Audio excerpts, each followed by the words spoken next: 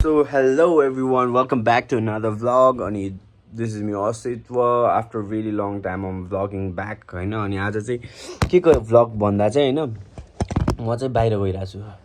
कहाँ भन्दा थाहा छैन. For now it's just Pokhara. Okay के हुन्छ कसो हुन्छ अब नो क्लु. म गइरहेको छु पापासँग अनि मसँग जाडो लुगा छैन एउटा पनि.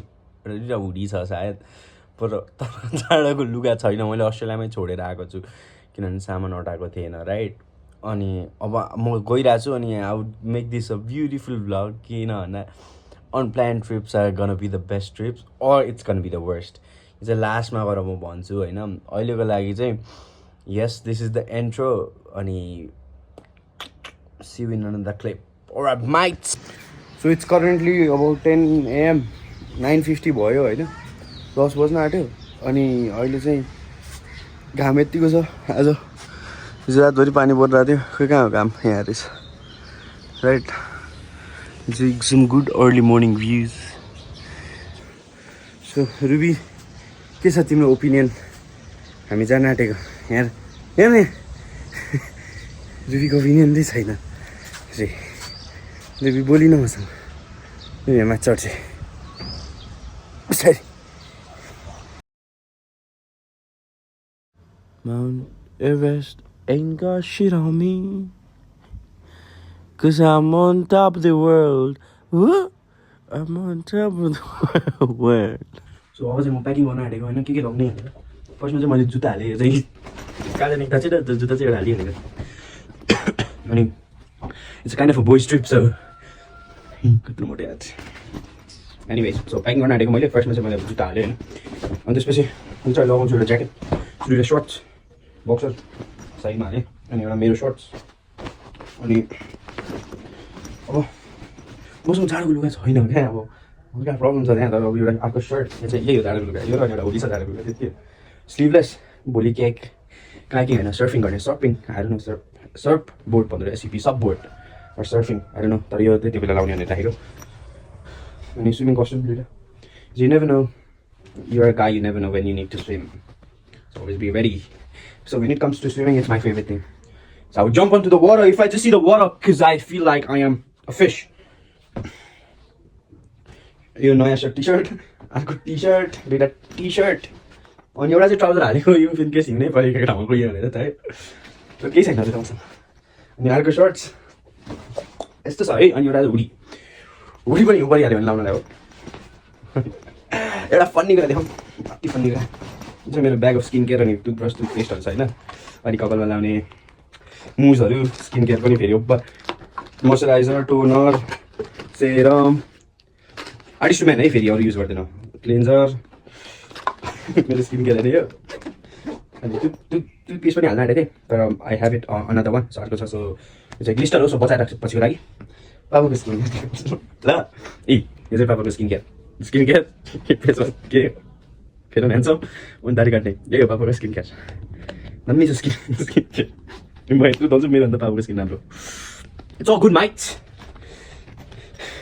यो चाहिँ हाम्रो स्किन केयरको ब्याग है. मेरो स्किन केयर पापाको हल्का सेल्फ केयर के हो जसो दारी काट्ने त्यति हो. र स्किन केयरको ब्याग पनि भयो. अनि एउटा सनस्क्रिन हाल्नुपर्छ. मैले अस्ति 1350 सनस्क्रिन किनेको छु एउटा सेरपेको. अनि एउटा क्याप चाहिँ यो चाहिँ हाल्छु इन केस काम लागेको ठाउँमा हिँड्नु परिहाल्यो भने चाहिँ इट्स इजी फर मी होइन. अनि चार्जरहरू आउँछ अर्को सानो ब्यागमा. That's it. Packing is done brother. ल एउटा ब्याग यति हो. Good job. राइट. त्यसपछि हामी घरबाट खानसाना खाएर निस्क्यौँ. अनि हामी चाहिँ त दार्जिलिङको बाटो गएको सीता पाइला भन्दा माथिबाट रामकोटको बाटो हुँदै होइन.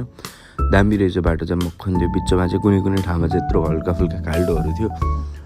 अनि आज गएर बाइक चाहिँ साइन थियो. पापाको बाइक साइनमा राम्रो पेट्रोलको माइलेज पनि दिँदो रहेछ. झन् जस्तो खालको बाटोमा चाहिँ एकदम भेरी नाइस होइन. अनि हामी चाहिँ डाँडा काँडा अवलोकन गर्दै चल्दै थियौँ. जाँदै थियौँ. अनि यस्तै छ होल बाटोको ट्रिपभरि. पोखराको ट्रिप चाहिँ वी स्टार्टेड अराउन्ड 11. हामी 11 बजेतिर घरबाट निस्क्यौँ होइन. अनि त्यही मामालाई भेटेर मामाको पसल गएको थियौँ. अनि त्यसपछि यो ठाउँमा चाहिँ हाम्रो जग्गा छ अनि पापाले देखाउँदै हुन्थ्यो. अनि त्यहाँनिर चाहिँ घर बनाउनुपर्छ अब. अनि एउटा यहाँ घर बनाउने एउटा अलिक तल घर बनाउने भन्दै सिन्तो होइन। अनि त्यसपछि चाहिँ यहाँनिर फुलहरू फुल्दो रहेछ। यहाँ आरू खोला पनि छ, यहाँ आरू चाहिँ पाउँदैन यो खोलामा, तर खोला पानी चाहिँ छ हल्का फुल्का। अनि यो चाहिँ मेरो बुढो मामाहरू जाने बाटोपट्टि होइन, मेरो मम्मीको मामा घर।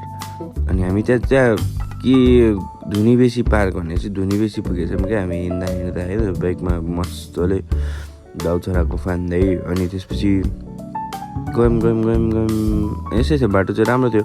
पोखरा जाने हो भने चाहिँ धादिङबाट त्यो बाटो जानुपर्छ, किनभने धादिङ उताबाट आउने बाटो त यस्तो छ क्या, नागढुङ्गाबाट आउने बाटो चाहिँ यस्तो भएन। अनि त्यसपछि चाहिँ ज्याकेट स्याकेट लगायो, टोपी सोपी लगायो, सनस्क्रिन केही लगाएको थिएन यति बेलासम्म। फोन आयो, फोन चाहिँ पोखराले कतिखेर आउँछस् भनेर गरेर रहेछ। अनि आउँदैछ म पह भने अनि कच्ची बाटो स्टार्ट भएको थियो, स्टार्ट भएको थियो। त्यसपछि त्यो कच्ची बाटो सकेपछि राम्रो पक्की बाटो आयो भने यस्तो खुसी भएको थियो म।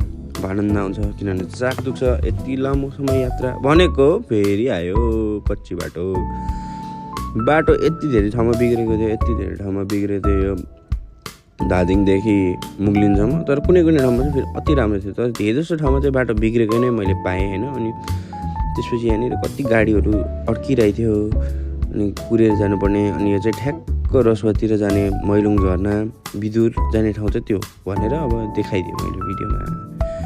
त्यसपछि हामी गयौँ, हामी त्यहाँ जाने होइन अहिलेलाई भनेर। अनि त्यहाँका जग्गा नि छ आफ्नो भनेर सुनेको थिएँ, अनि खुसी लाग्यो। अनि त्यसपछि गएँ अनि त्यसपछि यस्तो राम्रो बाटोहरू आयो। अनि त्यो त्रिशुली खोला भेट्यो हामीले होइन। अनि त्यसपछि यस्तो धुलो कति ठाउँमा यति बाटो बिग्रेको। डर्ट बाइकहरू छ भने चाहिँ इजी हो, त्यस्तो गाह्रो होइन। तर नर्मल यस्तो खालको बाइकमा चाहिँ अलिकति रोक्दै ब्रेक लिँदै जाँदा चाहिँ ठिक हुन्छ अहिलेको टाइममा। त्यो माथि पानी पऱ्यो भने चाहिँ नगए हुन्छ जस्तो छ, अलिकति गाह्रै हुन्छ त्यसपछि होइन। तर बाई रोड पोखरा जाने ठाउँ हुनुहुन्छ भने जाऊ या रमाइलो हुन्छ, किन मेरोमा चाक दुखाउने अरूको पनि दुखोस्। अनि त्यसपछि गएको गीत गाउँदै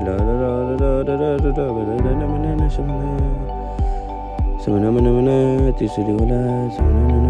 अनि त्यसपछि फेरि बिग्रेको बाटो आयो, यस्तो च्याउ लाग्यो। अनि हेत्तेरी भएन, यस्तो बिग्रेको मात्र बाटो छ, यो के गरिरहेछ नेपाल सरकारले भनेको बाटो बनाउँदैछ अरे। खोइ बनाएको यति वर्ष भयो भने पछि भन्छ भने चाहिँ फेरि हिलो यस्तो झ्याउ लाग्ने बाटो कहिले सकिन्छ भन्ने भइरहेको थियो। अब अरूभन्दा नि फर्किनु पनि पर्छ त्यहाँ। अनि यो गाडीको मान्छेले चाहिँ यस्तो पोस्ट दिँदै थियो, मैले खिचेँ तर मैले फास्ट मोसनमा राखेको भएर देखेन होइन। अनि हेर बाटोको हालत, यो हाम्रो हाइवे हो। अब यहाँ भिडियोमा चाहिँ 6वटा मात्रै देख्यो होइन। अनि यति 6वटा बिग्रेको बाटोलाई नि कम्प्लेन गर्छ यहाँ गएपछि थाहा हुन्छ पक्का। अनि यो चाहिँ एम्बुलेन्स गइरहेको थियो। अनि हामी चाहिँ एम्बुलेन्सको पछि कहिले एम्बुलेन्स हाम्रो पछि कहिले हामी एम्बुलेन्सको पछि। एम्बुलेन्स चाहिँ अन थिएन, गरिरहेको थिएन, त्यही भएर ओभरटेक गर्न मिलिरहेको थियो। अनि एम्बुलेन्स अरूले नै ओभरटेक गरेर गइरहेको थियो एम्बुलेन्स, मैले मात्र होइन। अनि त्यसपछि अब यो के हो, धुलो हेर बादल आएछ, नयाँ बादल भनेको धुलो। त्यो धुलो मेरो प्यान्टमा त धुलोले म भिजिरहेको थियो धुलोले। फेरि राम्रो बाटो आयो, यस्तो खुसी भयो। राम्रो बाटो आएपछि राम्रो बाटो भन्दै कुद्यो। अनि फेरि एकछिन टिकेन, खुसी आइहाल्यो यत्रो हिलोमा झक्किन। अनि खोला पनि हेर्दै अवलोकन गर्दै म फिस हो नि त। अनि मलाई माछा एकदम पानीमा एकदम मनपर्छ। अनि अब खोला भन्छ त्यो नि, खोलाको वरिपरि हुँदा त मन नै हर्षित भइरहेको थियो। अनि त्यसपछि त्यो चाहिँ मनोकामनाको डाँडा हो भनेर देखाउँदै भइसक्यो होइन। अनि मनोकामनाको डाँडा त्यहाँ हो, मनोकामनाको मन्दिर भनेर भने। अनि हो त्यही हो, त्यहाँ त्यहाँ पुऱ्याउँछु भन्छ। अनि ठ्याक्क हामी मनोकामना जाने बाटो निर पुग्न आँटेको थियौँ। अनि ठ्याक्क यो चाहिँ मनोकामनाको गेट। अनि यो चाहिँ केबल कार। ल यहीँबाट दर्शन गर्नुहोस्, अब मनोकामना माईलाई जय मनोकामना माई रक्षा गर्नुहोस्।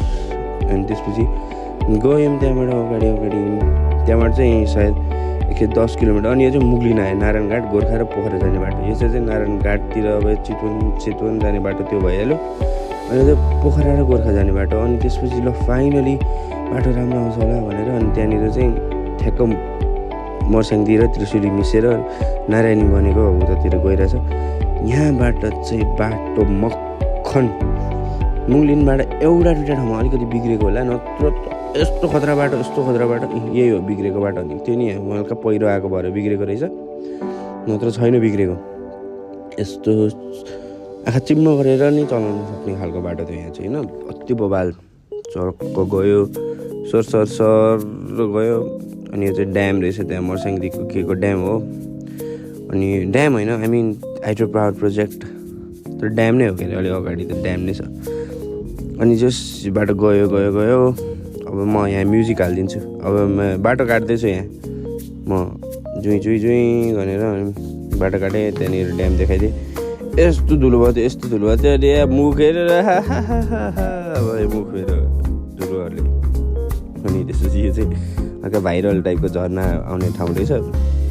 झर्ना सना आइरहेको थियो दामी। अनि चाहिँ म बाटो काटेर पारि जान खोजिरहेको छु यहाँनिर होइन। गाडीदेखि हल्का डर लागिरहेछ। अस्ट्रेलियामा त त्यस्तो काट्न मिल्दैन थियो। हाइवे बाक काट्दिएँ। त्यसो गयो पारिबाट कस्तो देख्दो रहेछ हेरेँ। अनि यो गाडीको सिनेमेटिक खिचिदिएको, उसको गाडी अभिष दाइको जस्तै गाडी रहेछ भनेर खिचिदिएको। त्यो त होइन हल्का फुल्कामा त थियो। अनि आएँ उताबाट हिँड्दै, ल भिडियो खिच्यो मेरो एक लट फ्लेक्स गरिदिउँ मसल्स यहाँ भ्याट र पेट देखाउँदै आइदिएँ। अनि त्यसपछि गयौँ कहाँ हो यो जस कुनै सहर भनेर खिचेँ मैले। कुन चाहिँ बिर्सेँ भने जस बजार थियो त्यहाँनिर होइन। अनि गएपछि खै कहाँ जस मुगलिनबाट आउने बाटो चाहिँ अति नै राम्रो थियो। मुगलिन यो तनहुँ जिल्ला भएर यस्तो राम्रो भएको उत्सव सापकोटाको घर भएर। अनि एनिवेज यहाँबाट सिधा आयौँ। यो चाहिँ अति राम्रो छ बाटो। यो बाटोबाट हिँड्दै बाटो राम्रो मात्र भनेको गरेँ मैले। अनि त्यसपछि पेट पूजा गरायो, चाउमिन खाएको यहाँ। अनि रेडबुलको 280 रुपियाँ। यत्रो महँगो तिर रेडबुल नखाऊ बाटोमा। यो चाहिँ बन्दीपुरको केबल कार, बन्दीपुर भन्ने ठाउँ हो यो। अनि त्यसपछि गयो। अनि यहाँ चाहिँ इन्डियनहरूलाई यहाँ क्लास लिँदै थियो पुलिसले। तिमीहरूलाई चलाउन आउन्न धोती होइन त्यस्तो। फेरि एउटा सर्ट ब्रेक पानी खाएर। अनि त्यसपछि मैले कुदाएँ बाइक। अनि त्यसपछि केही भिडियो खिचेर भने एकछिनपछि सिधै पोखरा पुगेपछि कहिले बाइक कुदाएछ त्यहाँ भिडियो खिचेको यो। तर दामी सनसेट भइरहेको थियो हल्का फुल्का गोल्डन आवर टाइप्स। अनि मैले सन पनि यत्रो जुम गरेर खिच्थेँ। अनि त्यसपछि पोखरामा पुगेपछि यो फुटबल स्टेडियम पोखराको त्यहाँ यत्रो ठुलो फुटबल छ सिमेन्टको। एउटै पुलको 3 चोटि खिचेको रहेछ मैले। अनि उसको गाडी खिचेको मैले जुम गरी। अनि यो चाहिँ हिमाल देख्न खोजिरहेको छ। अलिअलि देखिरहेछ हिमालहरू देख्न त त्यस्तो राम्ररी क्लियर त देखेको छैन हिमाल, तर ठिकै छ हिमाल त हो। अनि त्यसपछि हिमाल भने हिमाल हेरेँ। अनि त्यसपछि यहाँ चाहिँ पोखराको ठुलो QFX पोखरा लेखेको पोखरा। अनि चाहिँ साइडको एयरपोर्ट हो, डोमेस्टिक एयरपोर्ट। अनि यहाँबाट सिधा गयौँ किनभने हामी अब ड्याम साइड जान आँटेको थियौँ। त्यही भएर अनि बाबाले यो वालामा त बाटो थाहा थियो भने यताबाट लिएर रहेछ। अनि त्यसपछि हामी पुग्यौँ हाम्रो स्टेमा। यस्तो खतरा ठाउँ होटेल स्टे पोखरा। यहाँ चाहिँ यस्तो राम्रो मेडल्सहरू पनि झुन्डाइरहेको थियो उपलब्धिहरू। अनि यो चाहिँ पोखराको म्यापहरू के थियो। अनि त्यसपछि हामी चाहिँ यहाँ पहिला यो रुममा गएर बस्यौँ। यो रुममा गएर फिक्स गरिदिन्छु भन्नुभयो आन्टीले। अनि त्यसपछि हुन्छ भने हामी चाहिँ खाना खान जाने पापाको साथीकोमा खाना खान जाने भनेर निस्क्यौँ। अनि हामी चाहिँ खाना खान गयौँ त्यहाँबाट होइन। लेक साइडको अवलोकन गरेर तर यो क्यामेरामा चाहिँ यस्तो बत्तीको यस्तो इन्टु आइरहेको थियो सबैको बत्तीको के भन्छ यसलाई जस बत्ती आइरहेको थियो होइन। राम्ररी देखेको थियो क्यामेरामा चाहिँ देखेको थिएन। अनि त्यसपछि हामी चाहिँ खानासाना खाएर फर्किँदै हो यो पामेबाट।